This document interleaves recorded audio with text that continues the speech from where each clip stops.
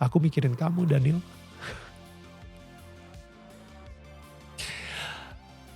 Aku mikirin kamu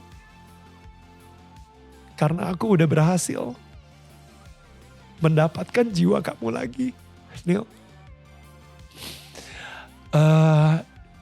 Dia mikirin gue, dia mikirin Daniel gitu. Semua yang gue laluin ini semuanya worth it. Semuanya gak apa-apa. Yang penting gue bisa nyelamatin nyawanya Daniel. Yang penting gue bisa nyelamatin jiwanya Daniel. Hai, ini gue Daniel, tetangga kamu. Di sini gue akan ngobrol dengan tetangga gue tentang perjalanan hidup mereka dari kacamata spiritual di saat mereka mengalami situasi tidak pasti dan kekhawatiran, sampai bisa kembali bangkit menjadi orang yang lebih kuat dari sebelumnya. It's gonna be very exclusive and inspiring. Selamat datang kembali di Daniel Tetangga Kamu bersama suami saya, Daniel Mananta. Terima kasih istriku. Istriku yang cantik, Viola Mananta. Terima kasih ya. Kita kayak legenda siluman ular putih ya. Istriku. Suamiku. Oke, guys. By the way, kalau misalnya kita ini udah part keempat ya. Jadi kalau misalnya kalian ngerasa ada momen-momen yang kena banget di hati kalian, dan mungkin kalian kepikiran seseorang yang kayaknya wah ini harus didengerin banget nih apa yang Daniel bilang atau apa yang Viola bilang, share video kita ini ke tetangga kalian atau ke orang-orang yang kalian sayang. Oke, karena kita gak pernah tahu ketika lu share dengan satu klik share aja ke teman kamu ini, ternyata dia lagi menghadapi masalah yang sama, tantangan hidup yang sama, dan itu bisa memberikan dia harapan baru juga.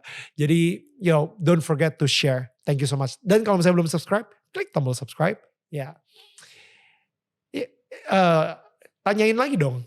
I think your job as a presenter. So, Daniel. Yes, Viola. What everybody wants to know. Uh-huh. I still remember that day when you came home and you had like this incredible peace about you. Like you were so at peace, even though, and I was like, yeah, but your voice is not back yet. Didn't work. The prayer didn't work. Yeah. But you were at peace and something had changed. And it was like the beginning of something new, the beginning of you not having your identity only in being a presenter. And I feel like, and of course, as you can tell, his voice came back, right? It did come back. But I just want to ask you, the audience, whoever's watching, maybe you have something that you put your identity on. Maybe it's being anak yang baik, making your parents proud, or it's your work, or it's something that you always thought like, I have to be like this. And maybe it's something that you're holding on to and you're so afraid if you're not like that, or if you're not a good child, if you're not anak yang baik anymore, if you're not that anymore, or if you do something wrong, or if you're not rich anymore, or if you don't have the right handbag anymore, the right car, then who are you, right? And I just want to tell you from experience and what I've seen in Daniel's life, the moment he got stripped of his identity, the moment he lost his voice, everything that he put all his confidence in his voice. He made money with his voice. He was famous with his voice. That's all he had. And the moment he had thought he lost that, and it was stripped off him at his lowest point, when he realized there's actually more. Like, I felt like you realized I'm not just my voice. I'm not just a presenter. Yeah. It was the moment where you got stripped off naked and you realized there's something left. Yeah. And my peace is not found in my voice. My peace is not found in my money. My peace is not found in my fame. My peace is not found in being a good girl or a good boy, or my peace is not found in making my parents proud. The moment you realize that, and you realize your peace is found in God, who always takes care of you. Your peace is found in God, who always loves you, no matter how low you are, no matter how much you have achieved, no matter if you're perfect or imperfect, no matter if you can make your parents proud or not. God loves you, and you're so valuable in God's eyes. that's where your peace is. You can throw everything else away and you can find your peace in knowing that God looks at you and he's so proud of you and he loves you and he takes care of you and he worries about you don't have to worry because he already has planned everything for you and he will provide for you. And this is where you find your peace. And I noticed like in that moment when everything was stripped off you, Daniel, you started having real peace. Ya. And it was the weirdest moment to find that. Karena situasinya belum berubah, suara aku belum balik. Yeah. Aku masih ngomong seperti ini, Yeah. ya kan? Bentar lagi ada Indonesian Idol saat itu, Indonesian Idol season 5 atau season 6 aku lupa, yang bakal ini tapi suaranya belum balik. Jadi tapi nggak tahu kenapa ada sebuah kedamaian yang ya dunia ini nggak akan pernah bisa kasih gitu, Yeah. ya kan? And you know what, Viola, ini gue masih belum bisa ceritain full. Akan ada waktunya di mana gue akan ceritain. Tapi maksudnya ada sebuah kesalahan yang sangat besar banget yang mungkin itu mungkin bisa dibilang kayak dosa yang cukup besar buat gue sendiri di momen tersebut. Di momen tahun 2011, 2012. Dan apakah gue layak menerima sebuah hukuman dari Tuhan? Layak banget. Saat itu sebagai seorang ayah, sebagai seorang suami, itu gue ngerasa itu bisa dibilang kesalahan yang sangat besar buat diri gue. Dan untuk menerima sebuah kesembuhan, itu gue ngerasa gak layak banget. Untuk menerima sebuah mukjizat di posisi seperti itu gue ngerasa gak layak sama sekali gitu. Jadi cintanya Tuhan itu benar-benar konsisten banget. Dan karena dia itu cinta, ya dia memberikan mukjizat tersebut. Bukan karena performance-nya gue. Padahal gue saat itu lagi berdosa-dosanya. Gue saat itu lagi benar-benar ancur-ancurnya. Punya anak tapi malah clubbing keluar. Istri baru hamil, baru melahirkan, tapi gue tinggalin di rumah. Jadi maksudnya gue gak layak sama sekali untuk menerima mukjizat itu gitu. Tapi emang karena Tuhan itu cinta, emang dasarnya cinta. Jadi dia memberikan gue rasa cinta tersebut, rasa sayang tersebut dan mukjizat tersebut bukan karena performance gue, bukan karena Daniel rajin berdoa nih, ya udah kalau gitu layak nih dapat mukjizat. Enggak, gue nggak layak banget. Makanya hari ini gue percaya banget bahwa suara gue itu udah mati saat itu. Suara gue udah mati dan dibangkitkan lagi sama Tuhan. Jadi ketika suara gue balik lagi, gue doa sama Tuhan. Gue bilang, Tuhan, mulai sekarang aku akan mendedikasikan suara aku untuk kemuliaan Engkau ya Tuhan. That's my prayer. Like bukan cuma suara aja actually, my whole being. Karena ya Daniel yang lama itu udah mati. Identitas Daniel sebagai presenter terkenal itu udah mati. Pada akhirnya gue menemukan siapa sih identitas gue sebenarnya. Dari seorang presenter terkenal yang benar-benar berusaha banget untuk ngelakuin semuanya dan insecure banget, takut terus. Isinya takut kapan gue digantiin, kapan gue akan jadi insignifikan, kapan gue jadi gak penting lagi, kapan gue gak laku. Itu identitas yang lama, itu udah dimatiin banget. Sampai akhirnya sekarang gue mempunyai identitas baru. Yaitu anak yang disayang banget sama Tuhan. Ciptaan dia yang paling luar biasa yang diciptakan sama Tuhan. Itu adalah identitas gue yang baru gitu.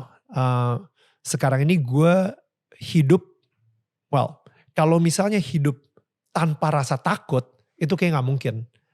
Ya kan? Karena kita manusia ini pasti ada rasa takutnya. Dan kadang-kadang rasa takut itu pun juga sebenarnya bagus gitu untuk motivasi kita untuk melakukan sesuatu yang lebih baik lagi gitu. Dan kita progress. Tapi kalau misalnya rasa takutnya itu kebanyakan dan kita itu jadi paralyzed dan jadi paranoid. yang itu nggak sehat. Nah sekarang ini gue masih punya rasa takut, tapi maybe I'm not fearless, but I fear less. Gue udah nggak seketakutan seperti dulu lagi gitu. Dan setiap kali gue ada rasa khawatir, setiap kali gue takut, setiap kali gue mikirin karir gue pasti menyerahkan ketakutan tersebut ke kaki Tuhan. Karena ya udah benar-benar berserah aja. Nanti Tuhan mau jadiin aku seperti apa, aku tahu banget kalau misalnya Tuhan akan pasti memberikan yang terbaik banget. Jadi 5 tahun yang lalu, berarti ketika gue umur 35 tahun atau 36, ulang tahun gue yang ke-35 I think. ya, Viola kasih gue surprise. Gue lagi kerja saat itu di ulang tahun gue di RCTI, dan Viola sama teman-teman kita, komunitas kita itu pada datang kasih surprise gitu. Itu acara lagi sama Deddy Kobusier. Deddy wih ini ada apa nih kok rame-rame gitu. Dan abis itu lucunya sebelum ulang tahun tersebut, gue lagi dengerin sebuah musik ya, judulnya Oh Praise the Name dari Hillsong. Dan di situ ada satu lirik gitu. Liriknya Messiah still and all alone. Jadi itu momen dimana Yesus udah mati di kayu salib, dan habis itu Yesus dikubur, dan pas dia dikubur di Joseph's Tomb ya, dia dikubur di situ, dan di situ liriknya Messiah still and all alone. Sang Mesias hening dan sendirian di situ, ditutup dengan batu soalnya kan, batu yang sangat besar. Habis itu tiba-tiba gue mikir gitu, ada satu momen dong harusnya kalau misalnya Yesus bangkit lagi dari kematian, pasti ada satu momen ketika dia kebangun, ketika dia kebuka matanya dan bangun dalam keheningan, dalam kegelapan. Dan habis itu mungkin dia duduk gitu ya, gue juga gak tahu deh, mungkin dia duduk gitu, nungguin kapan malaikat bakal ngegelindingin si batu tersebut untuk dia bangkit kembali gitu kan. Dan gue nanya gitu, gue doa sama Tuhan gitu, gue bilang, Yesus, ketika Yesus buka mata dan habis itu duduk hening sejenak, Yesus mikirin apa sih? Just penasaran aja gitu, kira-kira dia mikirin apa ya? Dan tiba-tiba di hati gue, suara yang sama yang gue dengar itu, Yesus bilang, aku mikirin kamu Daniel.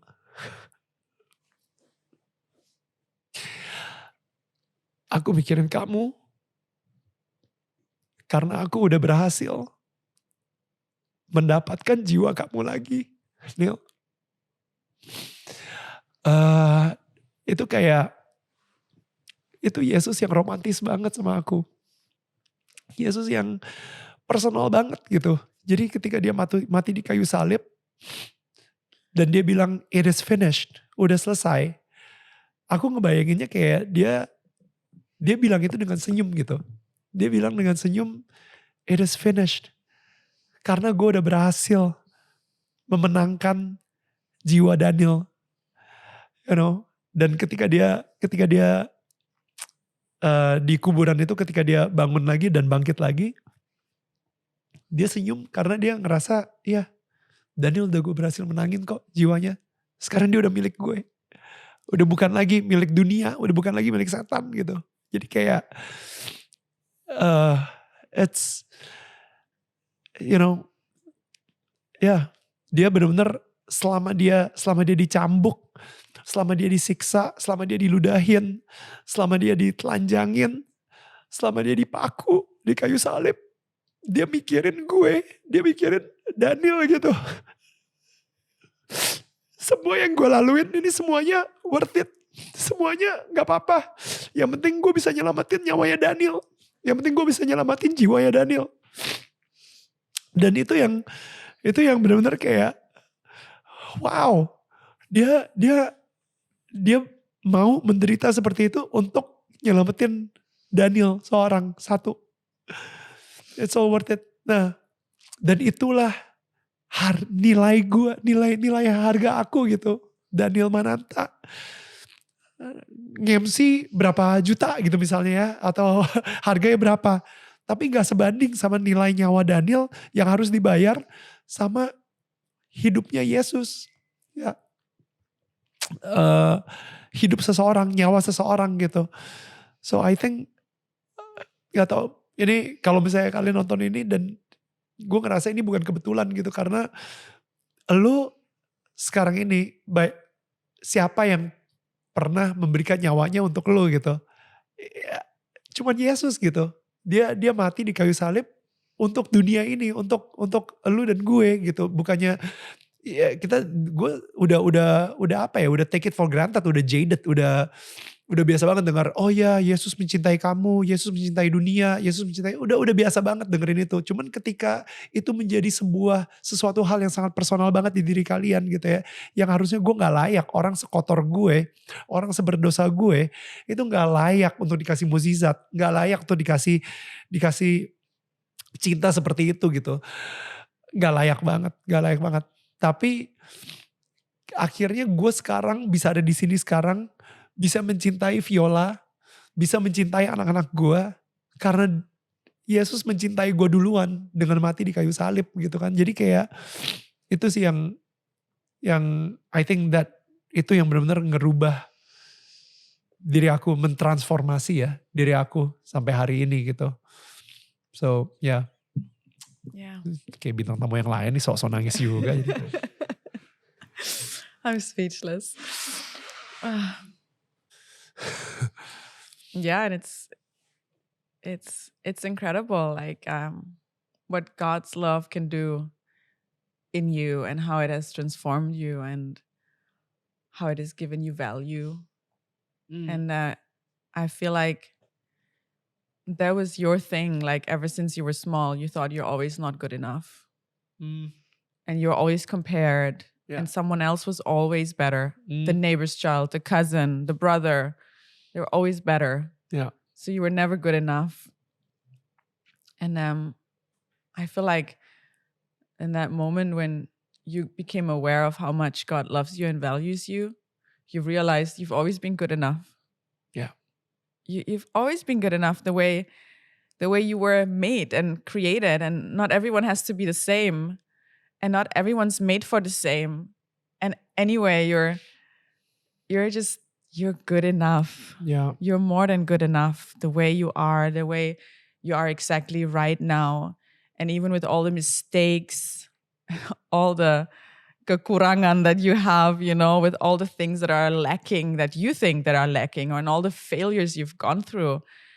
And God looks at you and he's like, no, you're enough. Yeah. You are just right. And you are just right for me to love you anyway. Yeah.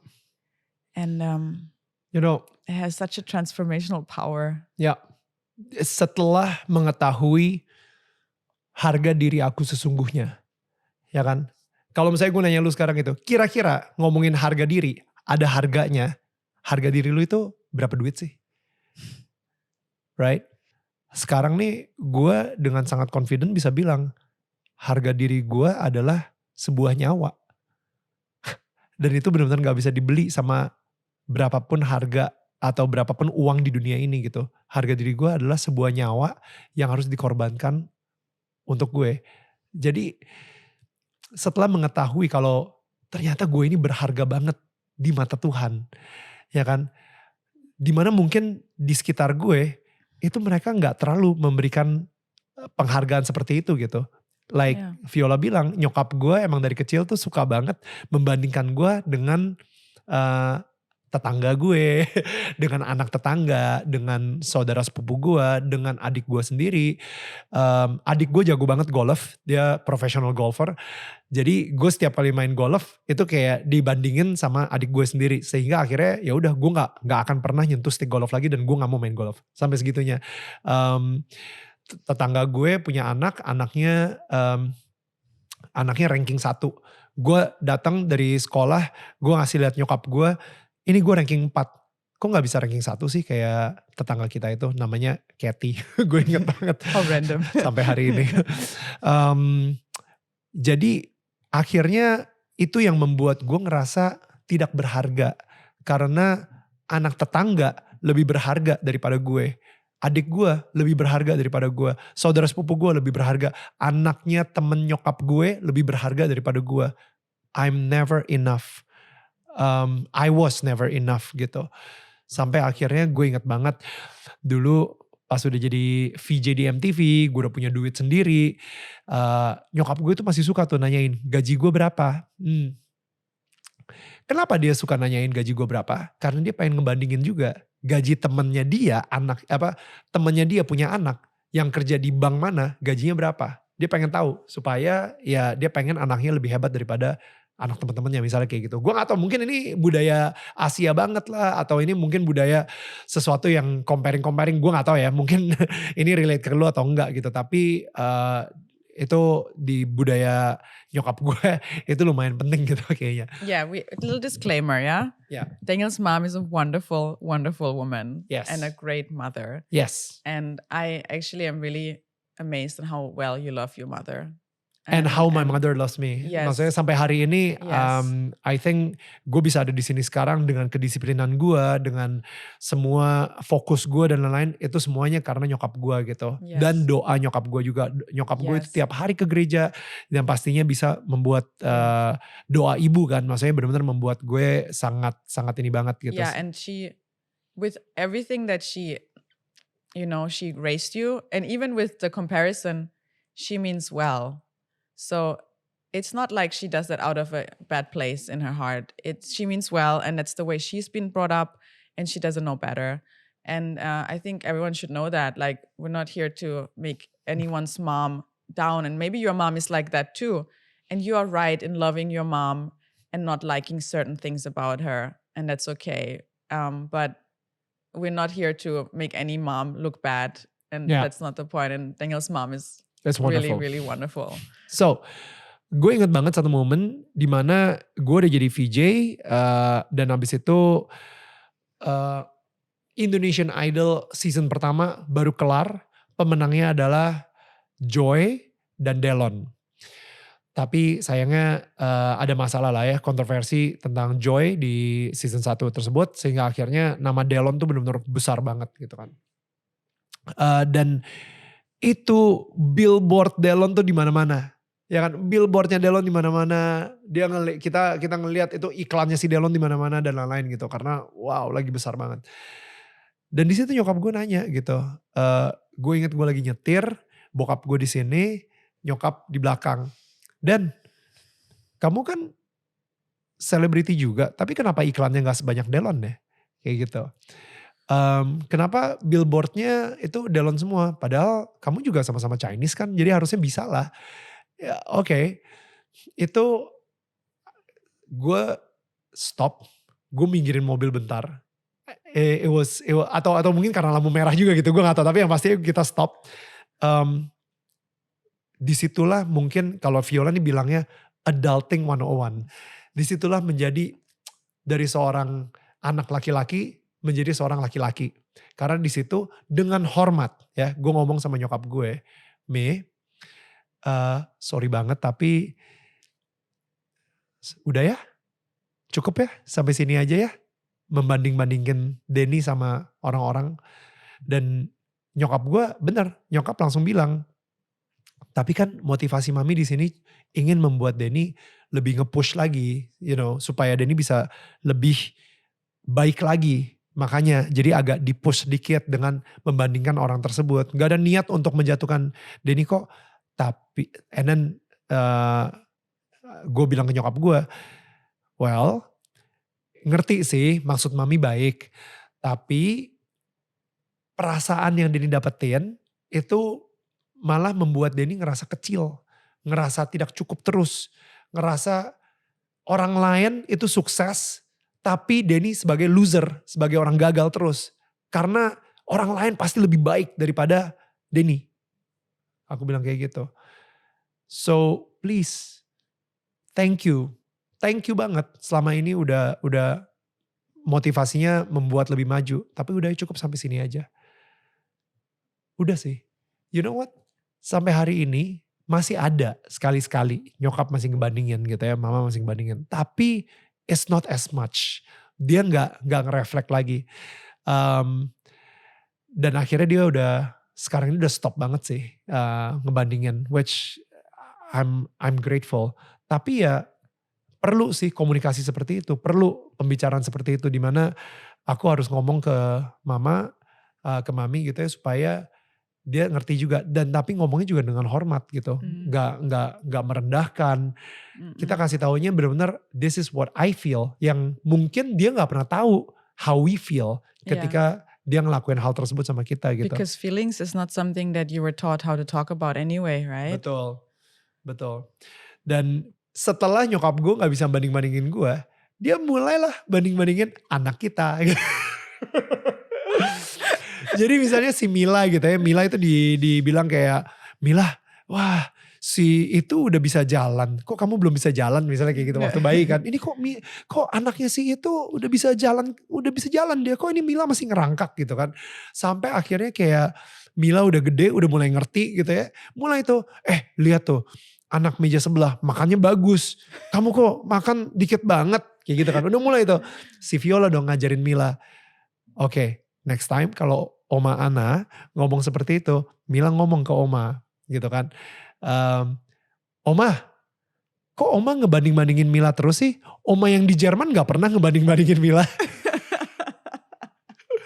Jadi sekarang si Mila disuruh ngebandingin omanya sendiri gitu. You know like, taste your own medicine, Oma. No, but I told her that, so maybe Oma Ana will realize how ridiculous it is to compare, right? Yeah. Bukan untuk nyerang as if you can it's a joke compare lah. Omas, right? Yeah, it's a joke. Yeah. It's a joke lah. It's a blessing to be a wife now. It was hard in the beginning, but I think it was also hard being with me. But it's definitely a blessing and a gift to be your husband. Your heart, it's so big. You are such an amazing blessing from God.